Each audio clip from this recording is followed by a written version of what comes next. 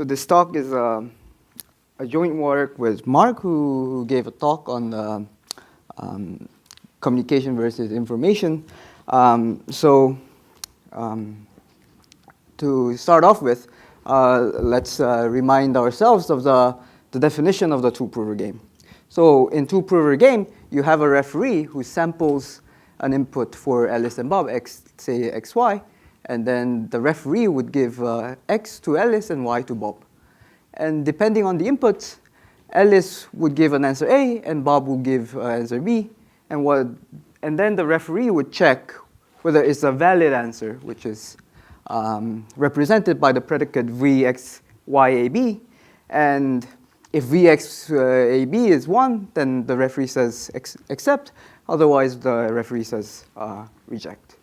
And this has been a crux of modern hardness of approximation in NP hardnesses on what's the strategy for actually attaining the highest value in terms of V, X, Y, A, and B. So especially we're going to focus on not just any general game, but we're going to focus on this specific game called projection game. So we call it that the game is a projection game if given X, Y, and A, there's only one B that satisfies V, X, Y, A, B to be 1. So it's sort of a if you're given X and Y, the satisfying answer for Bob is a function of whatever Alice gives. And actually, you can actually see the previous PCP theorem as in two-prover game. So Dinur, the famous proof by Dinur, actually this you can reinterpret it as saying that the distinguishing between 1 versus 1 minus epsilon for this two-prover game is NP hard for projection game, and where epsilon is something that's some constant that is like less than 1/8. So now we want to actually amplify this 1 versus 1 minus epsilon gap, and the way to achieve it is via just naively repeating the game n times in parallel. So that's where the name parallel repetition comes from. So instead, Bob will actually sample xi's and yi's, so n times, and then we'll give the x inputs, the vector, to Alice, and y inputs as a vector to Bob. And then Alice would actually give, again, the answer as a vector, and Bob will give the answers as a vector. And what would the referee do? The referee would only accept if all the answers are correct. Otherwise, the referee would reject. And this is actually like a sort of a trick game. Like people actually thought that if the value of the game was less than 1 minus epsilon, then the value of this n times repeated game has to be less than 1 minus epsilon to the n. Well, it would be great if such a statement were true. It's called strong parallel repetition, but it turns out that this statement is actually false, and there's actually there are many examples where you can actually see that this actually fails. And so instead of we focus on this what is actually, because we know that this is not true, we actually want to see what the amortized value of the game is, which is defined in the limit of this. So basically what appears in here. And all this previous parallel repetition works actually show that this value, so the rate of decay is something like 1 minus epsilon squared to the n. And this is actually tight for projection game. And this is actually tight from something called Oath Cycle game, which was given by Ranraz in 2008. So you cannot really hope to go over epsilon square. So let's focus on this value because that's going to appear in our in the statement of our work. So in our work, we have the same setting. We have the same setting as in the usual two-prover game, but what's different is after getting Alice and Bob, getting their respective input, we actually let them talk for a while. While in the previous settings, they were not allowed to talk. Now, after talking, then they can actually give their answer A and B, and then the referee would check whether the value of the game, whether it's a correct assignment or a bad assignment. And what's really interesting in this model is that it actually somehow gets, there is a really good connection between this model and the amortized value of the game, in a sense that if Alice and Bob can actually win the game with probability 1 minus epsilon by communicating epsilon bits of information. By the way, so the epsilon bits of information is the same as how Mark defined it in the previous talk. And you can do that if and only if. So it's a very nice equivalent condition that if the amortized value of this projection game that you started off with is actually epsilon. So the rate of decay is like 1 minus epsilon to the n.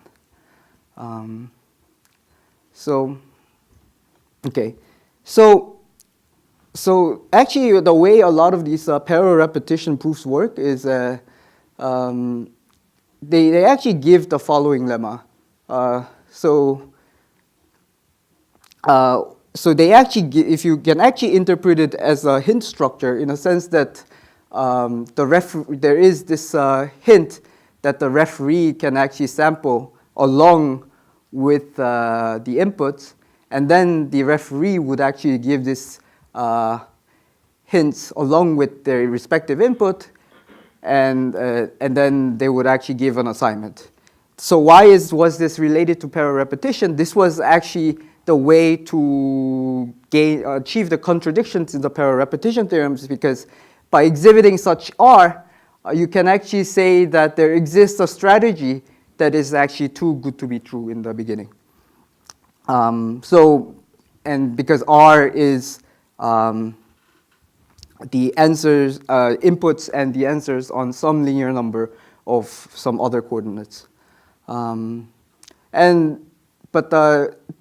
Okay, so we have this lemma from all these previous works, but the problem is that it's not really Alice and Bob talking to each other, because the referee is really the one who is actually giving all this, in some sense, the hint, not between Alice and Bob.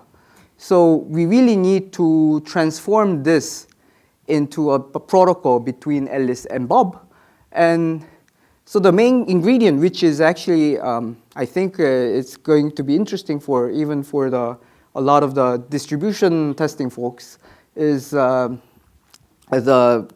we call the chi-squared lemma. So in chi-squared lemma, what's the setting? Alice is given some distribution P, and Bob is given some distribution Q, and they have this common distribution R, which is epsilon in the KL divergence. So in a lot of the previous correlated samplings between Alice and Bob, the setting was that the divergence between Alice's distribution and Bob's distribution are at most epsilon apart. But here the setting is different. If you want to reduce to the previous case, it doesn't really work that way because unfortunately the triangle inequality fails for the KL divergence. So even this true divergence condition doesn't really imply the condition that we want. Actually, you can actually construct easy examples where the DPQ is actually infinite. Okay, so a lot of the times trying to avoid this issue, there's like a usual technical tool that we have for information theory is a Pinsker's inequality. Yeah, okay, we can use Pinsker's inequality, but what we get is you would actually get the square loss. You would actually get a protocol that that has to use a square root of epsilon instead of just epsilon. So we actually managed to get rid of, bypass this Pinskers by actually proving the following theorem, which is sort of a correlated sampling where Alice and Bob have some common distribution in common. So this is, again, not really a trivial theorem in a sense that if you use the trivial trick of a Pinskers inequality, you actually need to communicate O of square root of epsilon bits of information. And this square loss actually does matter for our applications with the information value of the game. And the way, okay, so we call it chi-squared lemma because actually the way we bound this information value is via proxy. We have a proxy cost, which is actually the chi-square distance between two distributions. Okay, so what's the main idea for this technical result? Okay, so I don't know whether you are familiar with all this correlated sampling between Alice and Bob tricks, but now it's sort of a standard trick. Now, so Alice has this P, and this is like the histogram of Alice, and this is like the histogram of Bob, like times 2, like times 2 for some technical reasons. And now what they would do is they would actually, before they actually start talking to each other, they would actually publicly sample. So these are actually the same darts, although they have different colors, but they would actually publicly sample many darts together. And now this is exactly the same in like all this previous work of Braverman and Rao. This should be 11. But there, in Braverman and Rao, if you actually have read the proof, the way they actually just sample the dart that's just the first dart that is under the histogram, this P. But unfortunately, such trick doesn't work. Instead, what we need Alice to be much more clever in choosing the dart. So we need Alice to sample. Indeed, we need Alice to sample a dart that is under the histogram, but we somehow have to make it skewed so that those darts that have a low value here are more likely to be chosen than the ones that are in the top. So let's say but somehow magically the Alice chose this dart, then Alice would actually send the hashes of this dart to Bob in stream, and then okay, so because the Bob is not under the histogram of Bob, Bob would then reject because in some sense it's not under his histogram, so which we say that he can't understand this dart. So Bob would actually reject such dart. And then Alice would choose this dart instead. And in case of this dart, Bob can actually understand. So Bob would then accept this dart. So Bob's response is at most 1 bit because it's either accept or reject.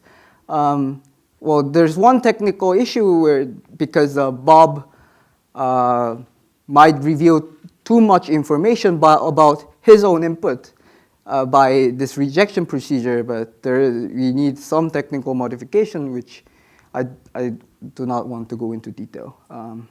So essentially, if you apply this chi-square lemma, we don't need the referee to actually sample the hint.